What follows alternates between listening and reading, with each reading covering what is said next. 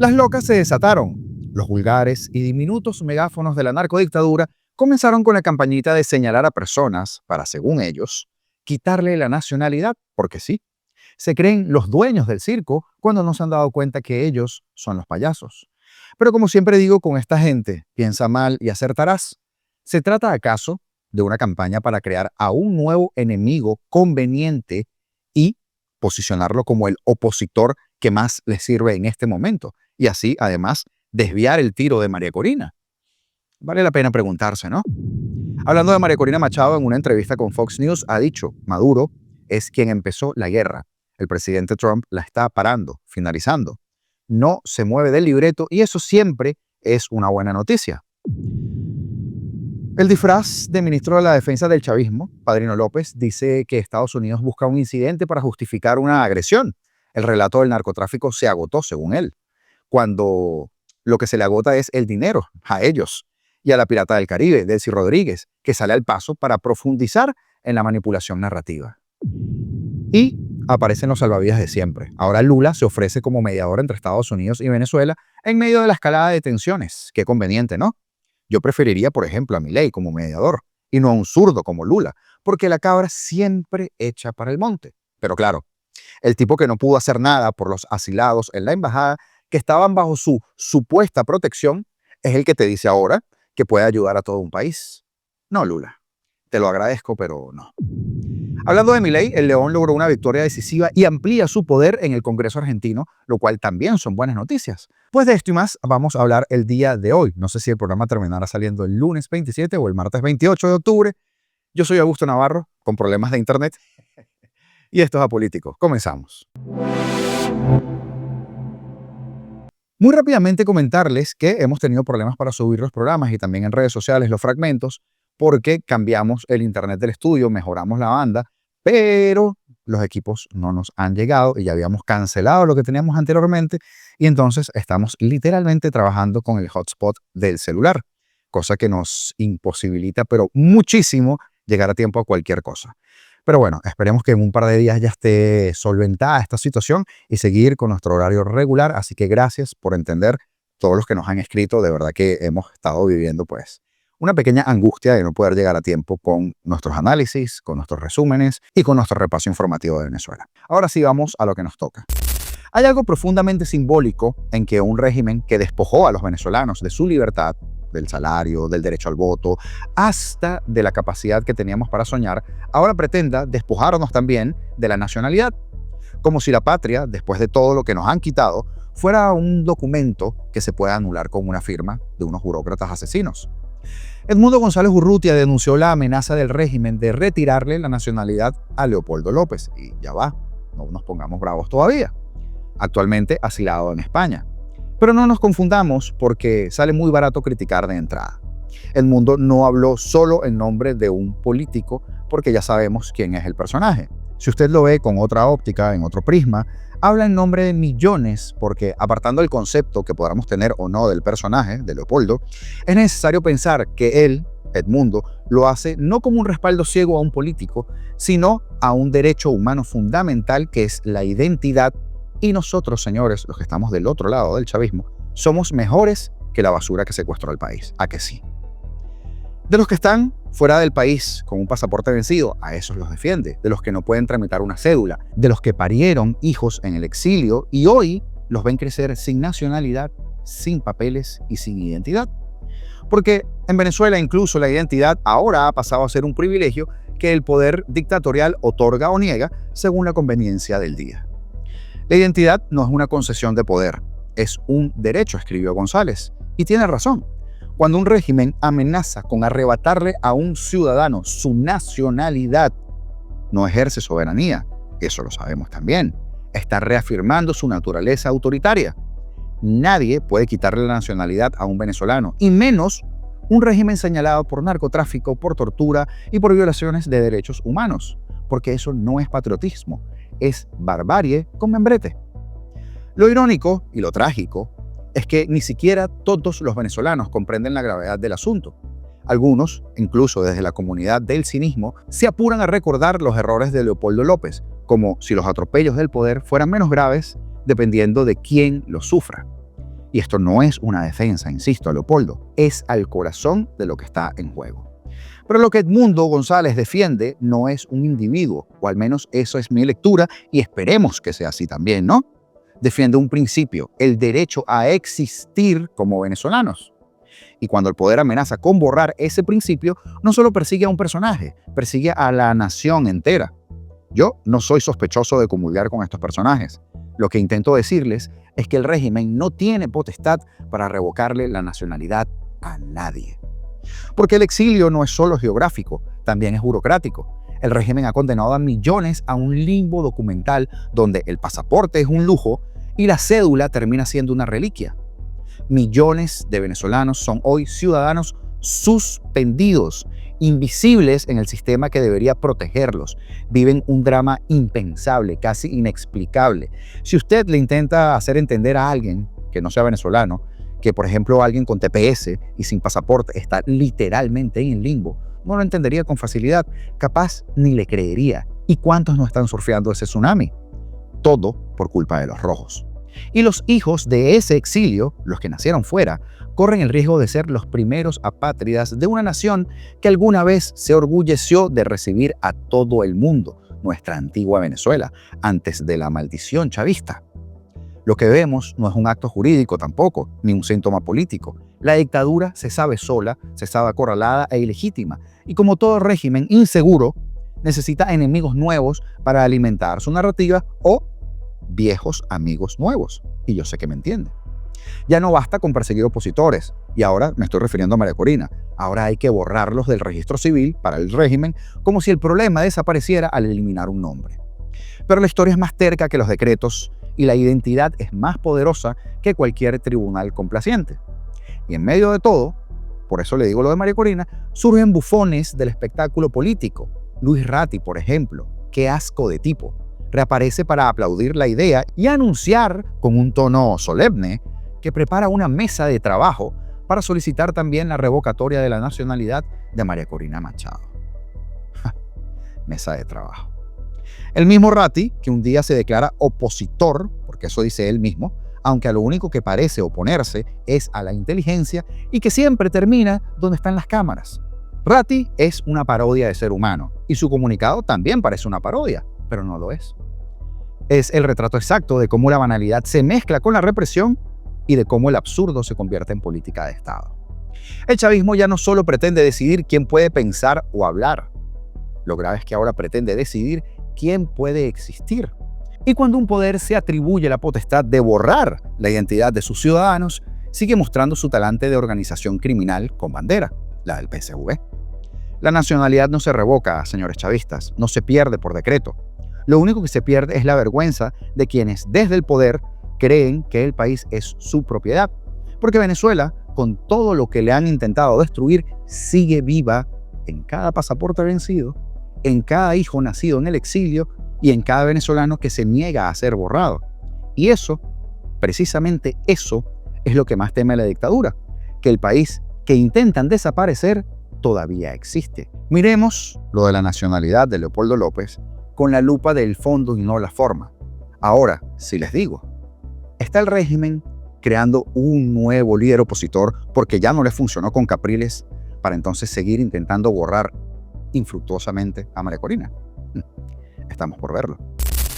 Porque la líder opositora y Nobel de la Paz, y lo repetiré mucho porque eso amarga a los del régimen, María Corina Machado, afirmó que el presidente de Estados Unidos, Donald Trump, está parando y finalizando la guerra que, según ella, y que nos lo dice el sentido común, fue iniciada por Nicolás Maduro, en referencia a la crisis política y, por supuesto, la ofensiva del gobierno estadounidense contra el régimen venezolano. Contra el régimen, no contra Venezuela, como dice el tonto de Padrino López. María Corina ofreció una entrevista a María Bartiromo en Fox News, donde se le consultó si estaba de acuerdo con la táctica del presidente Trump de volar estas embarcaciones denominadas narcolanchas mientras se acercaban a América.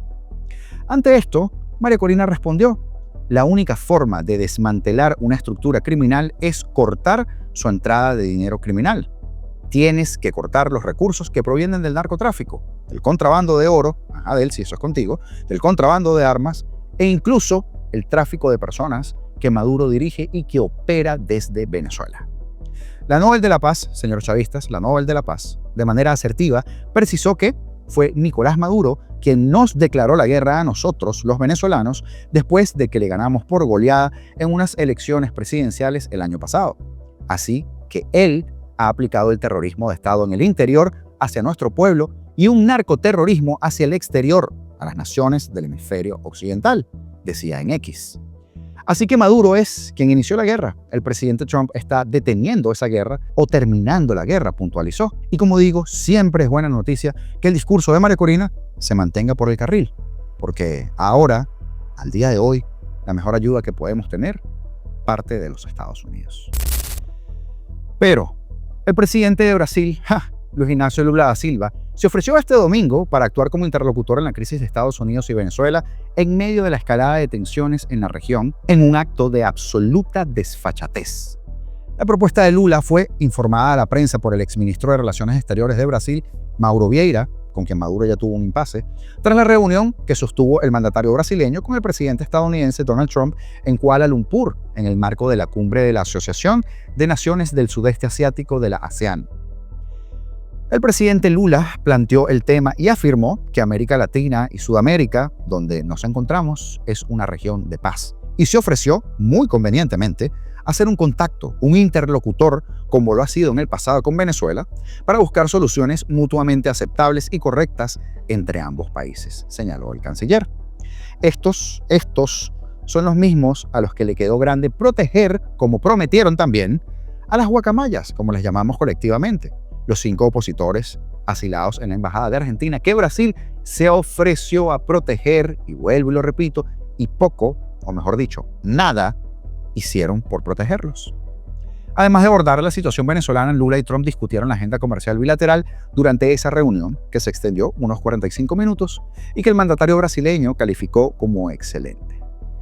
Según publicó Lula en las redes sociales, ambos, Trump y él, acordaron iniciar inmediatamente negociaciones para resolver las tensiones derivadas del arancel del 50% que puso Washington a los productos brasileños en represalia por la causa judicial contra el expresidente Jair Bolsonaro, condenado a 27 años de prisión por golpismo en un tribunal supremo bien parecido al de Venezuela, por cierto. Pero no todo son malas noticias. El presidente argentino Javier Milei ha conseguido una victoria decisiva en las elecciones legislativas de este domingo con un 40.8% de los votos. Un Congreso que va a ser más afín para Milei, pero sin mayoría a partir del 10 de diciembre, porque Milei contará con 101 diputados frente a los 37 que tiene actualmente y 20 senadores, lo que duplica su poder en ambas cámaras. Aunque por supuesto no alcanza el quórum propio, el gobierno confía en construir una mayoría reformista mediante acuerdos con las fuerzas provinciales y con PRO, el partido del presidente Mauricio Macri o del expresidente Mauricio Macri. Buenos Aires fue la clave de este giro electoral, porque recordaremos que hace apenas 2 meses habían perdido en esa provincia, donde reside casi el 40% del electorado argentino, nada más y nada menos.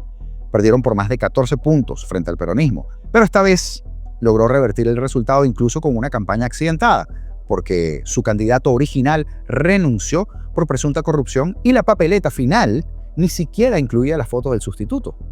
Milei también obtuvo buenos resultados en provincias grandes como Córdoba, Mendoza, Santa Fe y Entre Ríos.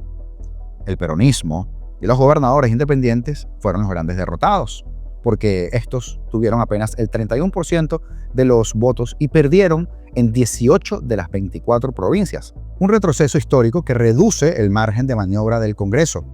Tampoco prosperó el intento de los 6 gobernadores que impulsaron la Alianza Provincias Unidas para romper la polarización, ya que sus 8 diputados no bastarán para influir en un parlamento que ahora estará dominado por Milei.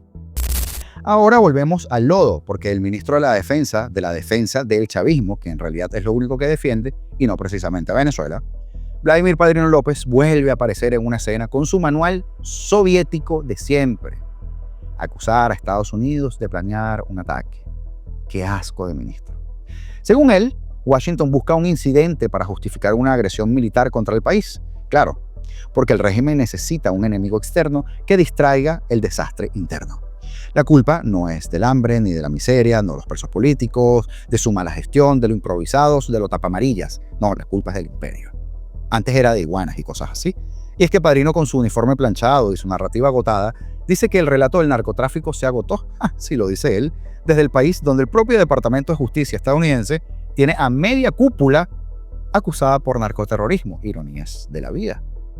Mientras tanto, la vicepresidenta Delcy Rodríguez, la pirata del Caribe, siempre lista para robar y también para acompañar en el teatro, denuncia un supuesto ataque de falsa bandera coordinado por la CIA desde Trinidad y Tobago.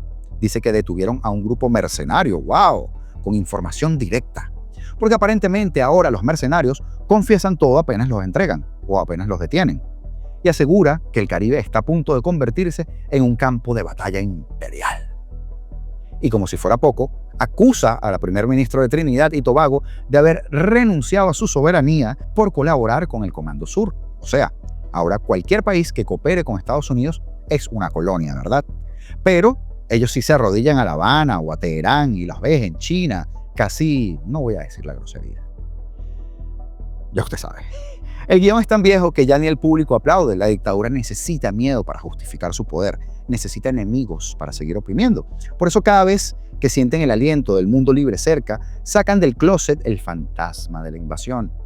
Pero la verdad es muy simple. Nadie necesita invadir a Venezuela para destruir al chavismo. El chavismo ya está haciéndolo solito. Y es que además la Pirata del Caribe anunció este lunes, hoy cuando grabo este video, que propondrá a Maduro suspender los acuerdos de gas con Trinidad y Tobago. Lo hace justo después de que un destructor de la Armada estadounidense arribara a la isla para realizar ejercicios militares contra el narcotráfico en el Caribe. Bueno, suspendan todo, van a terminar perdiendo. I know.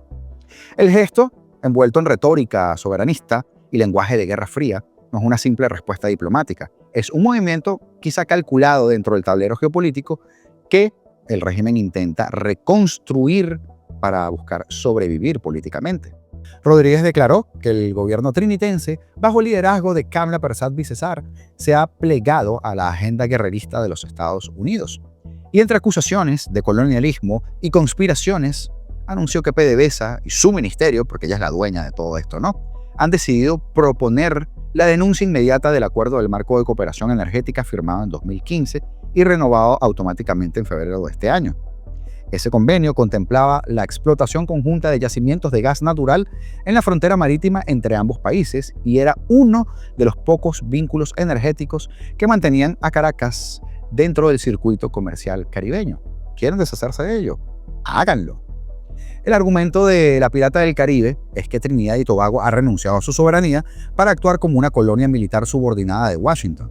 ¿Qué cara tienen para decir eso, cuando llevan 26 años operando como colonia subordinada de Cuba? Lo irónico es que mientras denuncia imperialismo, su gobierno sostiene acuerdos militares y financieros con potencias extranjeras como Rusia, Irán y China, que han convertido a Venezuela en un enclave estratégico para la influencia global. El discurso del antiimperialismo selectivo vuelve a funcionar como cortina de humo para un aislamiento cada vez más evidente, diplomático, energético y comercial. Desde Puerto España la respuesta fue inmediata y tajante. El Ministerio de Asuntos Extranjeros trinitense negó que los ejercicios con la Armada estadounidense tuvieran fines hostiles. El verdadero propósito, dice el comunicado, es apoyar la lucha contra el crimen transnacional y fortalecer la cooperación de seguridad y ayuda humanitaria. En otras palabras, Trinidad y Tobago no quiere ser arrastrada al teatro político de Caracas. Y tiene razones para no hacerlo, porque si pensamos en clave trinitense, la isla depende del gas venezolano, pero también de los acuerdos con Estados Unidos y con empresas europeas, entre ellas Shell o BP, que participan en la explotación de campos compartidos. El proyecto Dragon Gas, que hemos hablado mucho de él acá, paralizado durante años por sanciones internacionales, había sido parcialmente reactivado gracias a un permiso otorgado por Washington en 2023.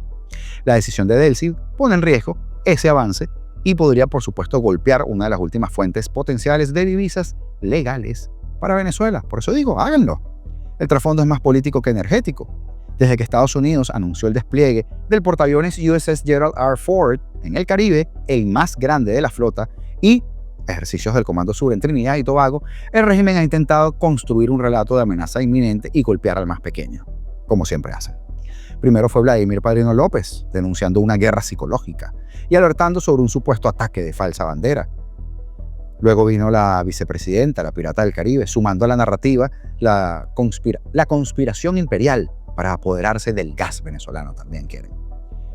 Pero lo que no dicen es que esas maniobras militares forman parte de una ofensiva regional contra el narcotráfico después de que Estados Unidos declarara al Tren de Aragua como organización terrorista y responsabilizara directamente al Estado de proteger las operaciones en el Caribe y en Centroamérica, porque allí comenzó todo. En los hechos, lo que está ocurriendo no es una conspiración contra Venezuela, sino el regreso de nuestro país, lamentablemente, a la agenda de seguridad hemisférica, pero como amenaza, no como socio. Maduro y Rodríguez lo saben y al verse acorralados por sanciones, aislamiento y desconfianza, recurren a la vieja estrategia del enemigo externo. Ya no basta con culpar al imperio, ahora deben convertir incluso a un vecino del Caribe en antagonista. Es un libreto gastado, pero de alguna manera útil para ellos. Si el mundo te da la espalda, conviértelo en el enemigo. Si pierdes aliados, denúncialos como traidores. Sin embargo, esta vez el costo no es simbólico. Suspender los acuerdos con Trinidad y Tobago significa cerrar una puerta energética que, en medio del colapso en que ellos metieron a PDVSA, representa una tabla de salvación. El proyecto Dragón era literalmente el último soplo de oxígeno que quedaba en la relación con Occidente. Y con cada decisión impulsiva, el régimen ahonda en su propio aislamiento y demuestra que el nacionalismo que predica no es más que la otra cara del miedo. Pero cuando el enemigo se equivoca, hay que dejarlo, ¿verdad? Miedo a perder el control, miedo a quedarse sin amigos, miedo a enfrentar lo que realmente destruyó a Venezuela. No un portaaviones, ni la CIA, la corrupción y sus mentiras. Al final, el Caribe no está en guerra, solo Venezuela lo está, pero consigo misma, y es muy triste. El régimen en contra del pueblo, así desde hace 26 años.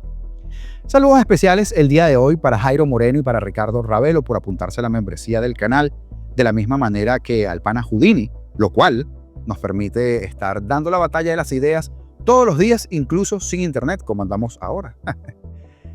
Gracias por la comprensión, señores. A comentar, a darle like y a compartir el video. No cuesta nada y de verdad que nos ayuda muchísimo. Los botones están acá abajo. Es rápido, es fácil, es gratis. Y créame que marca la diferencia. Las cosas siguen cambiando, todo se está precipitando, así que a suscribirse para que sigamos peleando juntos, para que te llegue esa notificación. Libertad o nada, porque seremos libres.